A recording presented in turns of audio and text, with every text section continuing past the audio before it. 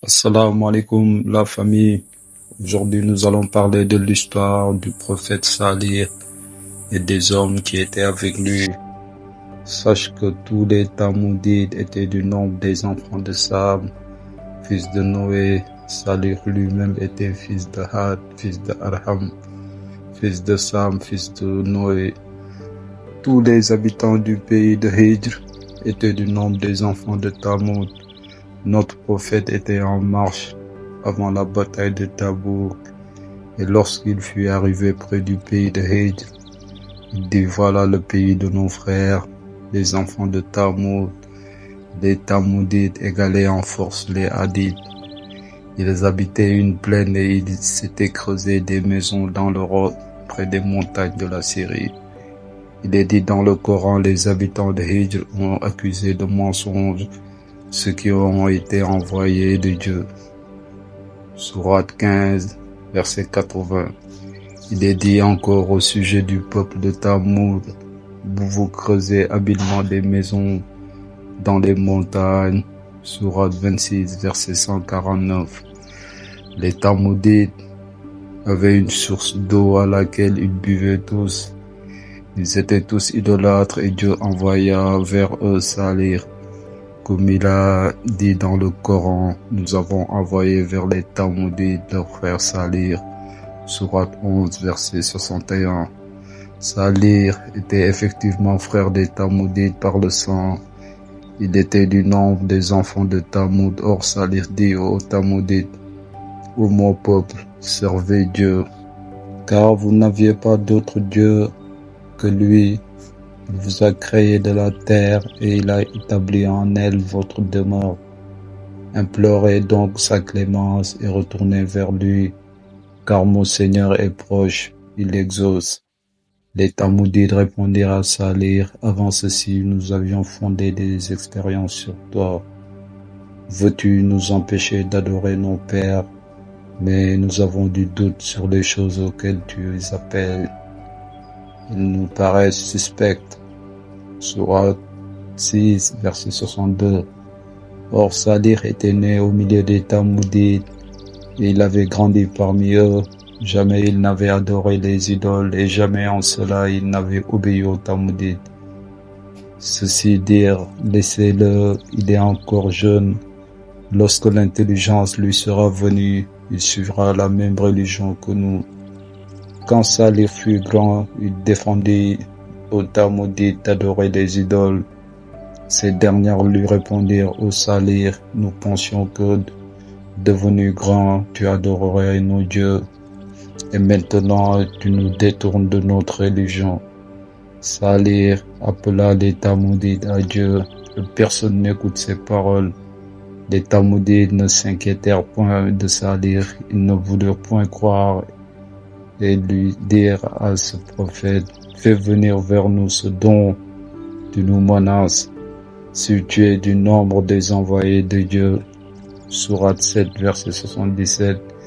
Ils lui dirent encore: tu es du nombre des magiciens, tu n'es qu'un homme comme nous. Fais-nous voir un miracle si tu es du nombre de ceux qui disent la vérité.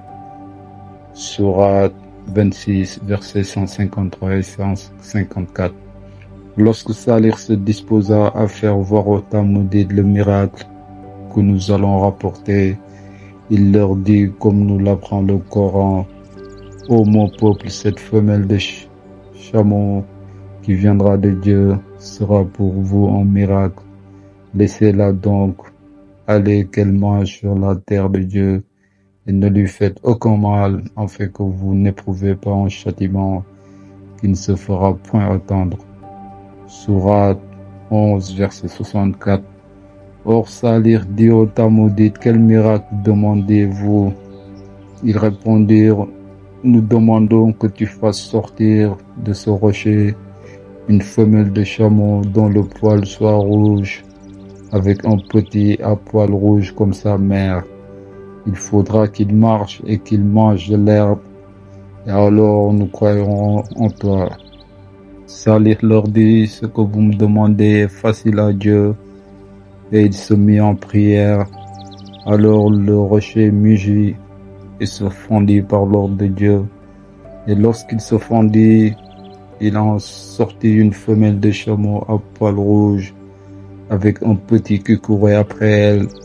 Quand celui-ci fut sorti du rocher, il fit entendre un cri et se mit à manger de l'herbe.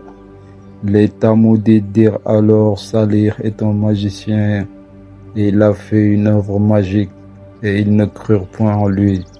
Cette femelle de chameau alla ensuite à la source d'eau dont nous avons parlé et but toute l'eau des Tamoudites, de sorte que ce jour-là, ils ne trouvèrent point d'eau. Ils allèrent vers Salir et lui dirent: Nous avons besoin d'eau. Salir leur répondit: L'eau de la source sera un jour pour vous, un autre jour pour cette femelle de chameau. Or, ils convinrent que l'eau sera un jour pour le peuple de Salir et un autre jour pour la femelle de chameau. Salir y veilla et dit aux Tamoudites: Tâchez de ne pas tuer ni cette femelle de chameau, ni son petit. Autrement, vous éprouverez un châtiment terrible. Les Tamoudites s'inquiétèrent pas du discours de Salir et ils ne l'écoutèrent point. Cette femelle de chameau vécut 30 ans au milieu des Tamoudites. Or Dieu avait dit à Salir: Ils tueront la femelle de chameau et celui qui la tuera n'est point encore né. Ça sera un enfant qui aura le poil rouge et les yeux bleus. Ribab ibn Salif. Or les Tamoudites prirent 10 femmes de leur tribu qu'ils chargèrent de se tenir près de toutes les femmes grosses. Et lorsque l'enfant sortait du sein de sa mère, s'il avait les signes indiqués par le prophète Salir, il était tué sur le champ. On tua de cette manière jusqu'à 9 enfants à cause de ce que Salir avait dit. Les pères de ces enfants conçurent une haine violente contre le prophète Salir et ils formèrent le dessein de le tuer, comme il est dit dans le Coran. Il y avait dans la ville 9 hommes qui faisaient le mal sur la terre et qui ne faisaient pas de bien. Sourate 27, verset 48.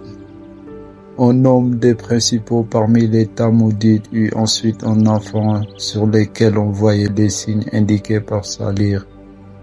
On voulut tuer cet enfant, mais les 9 hommes qui étaient ennemis de Salir se réunirent au père de l'enfant, parce que leur fils avait été mis à mort pour la même raison. Ils dirent: les paroles de Salir n'ont aucun fondement, il exerce la magie et personne ne tuera cette femelle de chameau.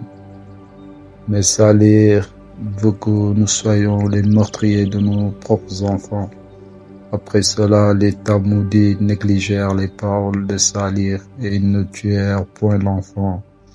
Lorsque celui-ci eut atteint sa 12e année, il devint grand et on dit que depuis que le monde existe, aucun enfant n'est sorti du sein de sa mère aussi funeste à son peuple que celui dont nous parlons. Car il fut une cause de la perte de tous les Tamoudites. C'est à son sujet que les Arabes disent proverbialement: celui qui tue la femelle de chameau. Lorsque les hommes dont on avait fait périr les enfants le voyaient, ils disaient: si l'on n'avait pas tué nos enfants, ils seraient aujourd'hui aussi grands que celui-ci.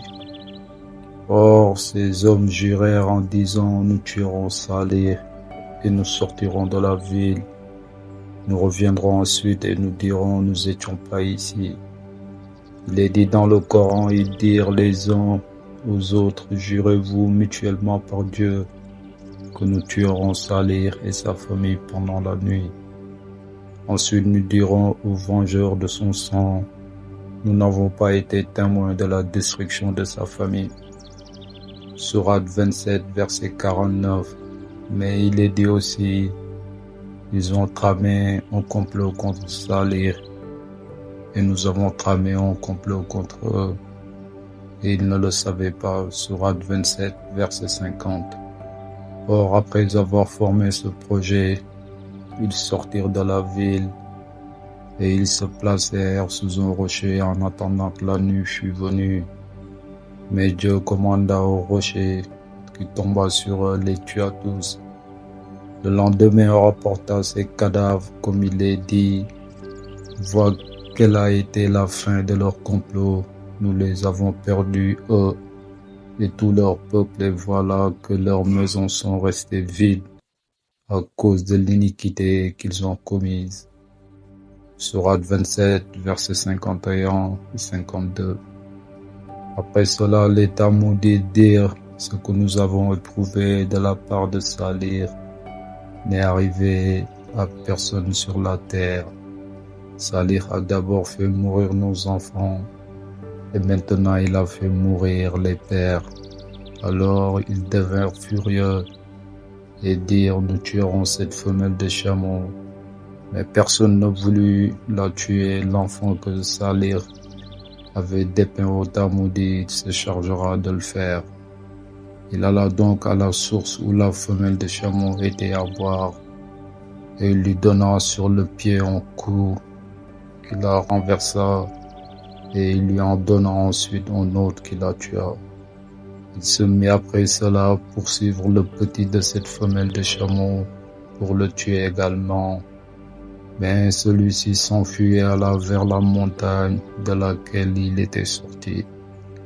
Alors Salih dit au Talmudite: préparez-vous maintenant à recevoir le châtiment de Dieu.